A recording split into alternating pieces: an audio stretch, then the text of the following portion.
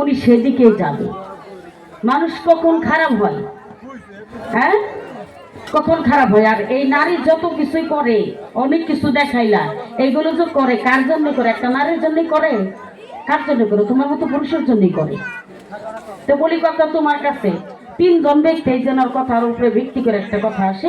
তিনজন ব্যক্তি এত বুর্বক, তারা জীবনে বিদেশও যায় না, এত আইসে আইসে বিদেশও যায় না, কামাই রোজগারও করে না, বাড়িতে মা বাবাও ভাত দিতে মুশকিল, বিয়ে বারও করাইছে, তার বউরাও কেস করে। এখন তিনজনই চুক্তি করে, এইভাবে যদি আমরা সারা জীবন থাকি তাহলে তো আমাকে কপালে ভাত মিলবো না। তাহলে তিনজন মিলে একটা ব্যবসা করে, কথা শুনছেন? একজন একটা ব্যবসা করে, আর এরা তিনজন মিলে একটা ব্যবসা করবে। চালান কিছু কিছু নিয়ে, যেমন সুন্দর একটা সেন্টার, একটা রুম ভাড়া করে তিনজন মিলে মাল উঠাইছে। আচ্ছা, আমার কাছে তিনজনের দোকান, এটা কেমনে চিনবো? কর্মকারের দোকান হইলে জুয়েলারি নাম থাকে, থাকে না বাবাজি? একটা করে দোকানের নাম দেয়, মা জুয়েলারি, স্বপ্না জুয়েলারি, এইভাবে নাম দেয়। তাহলে আমাদের দোকানের নাম কি? কোনো নাম না, তিনজনের নাম থাকতো। তিনজনের নাম লেখা সাইনবোর্ডের মধ্যে দিছে, যাতে মানুষ জানতে পাই জগৎ তিনজনের দোকান, আনন্দ করে কোনো কিছু নিব। তিনজনের নাম ছিল কি? সর্বপ্রথমের নাম ছিল গু, আরেকজনের নাম ছিল খা, আরেকজনের নাম ছিল, মানে এরকমই তিনজনের নাম, তিনটা নাম ছিল। যখন সাইনবোর্ডের মধ্যে লেখা দিছে, ওই ফাঁকে থেকে কয়েকটা দোকান তো সাজাইলাম, আমি ফাঁকে থেকে যদি দেখি যেটা বড়, যে বড় মানুষ, উনি যাইয়া সর্বপ্রথম নাম পড়তেছে সুর, ধরেন একটা সুর গু খা, সর্বপ্রথমের নাম। আর ধরেন কর্মী, একটা নাম রাখেন যে করিম গু খা, একজনের নাম হচ্ছে করিম, আরেকজনের নাম হচ্ছে বু, আর একজনের নাম হচ্ছে খা। এখন যখন দেখছে যে কে রে, আমার নাম তো করিম, আমি বড়, সর্বপ্রথম নাম দিচ্ছে করিম গু খা। উইজা যখন নাম পড়ছে, তখন দেখছে যে নামের মধ্যে ওনার প্রতি কেমন জানি ঘৃণা অনুভব আসে। হাই হাই, কি শব্দ, করিম গু খা। খুব চালাক, দৌড়ে দোকানে গেছে, এই সাইনবোর্ড নামা। কয়কে? কয় দেখা তো তিনজনের মধ্যে আমি কি বড়, এখন আমার নামটা যদি আগে থাকে তাহলে তো মনটা বেজার হইব না। তাহলে এক কাম কর, আমার নামটা প্রথম থেকে কাইটা দে, আমার নামটা 2 নম্বরে বসা। কয় কি? কয় গু করিম খা, গু করিম খা। আবার যখন পড়ছে, তাও তো যাওয়ার ভাগে পড়ে, আবার দৌড়াইছে, কয় এই আয় সাইনবোর্ডটা নামা। কয় কে? কয় আমি হয়েছি বড়, তোরা হয়েছে ছোট, তোরা দুজন আগে থাক, আমি পরে থাকি। কয় দিলাম তোমার নাম লাস্টে কিন্তু কেটে দিলাম। তো হ্যাঁ লাস্টেই দে।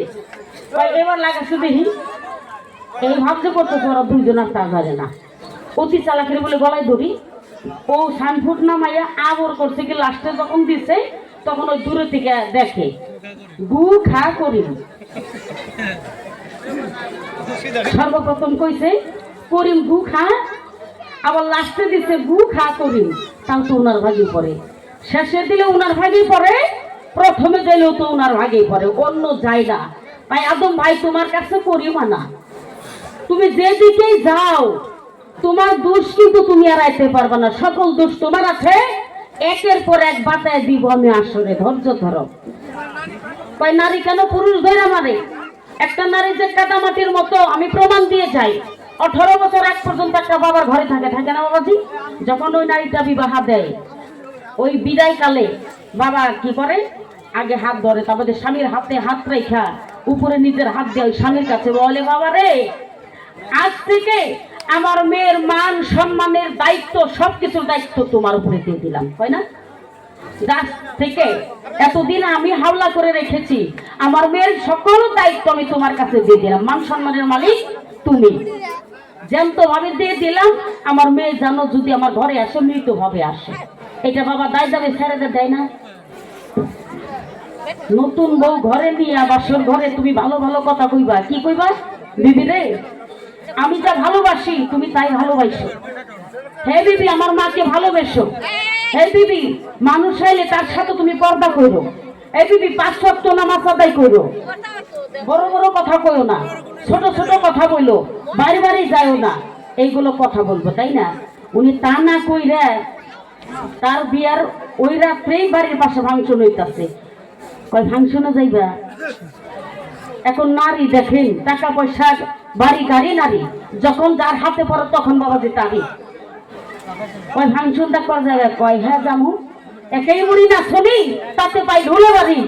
যখন ওই কথা কইছে, এখন নতুন বউ ওই সাজে গেলে অন্য মানুষের ঠাট্টাও তো করতে পারে। নতুন নতুন বয়সে ভাঙচুর দেখতে আনছে।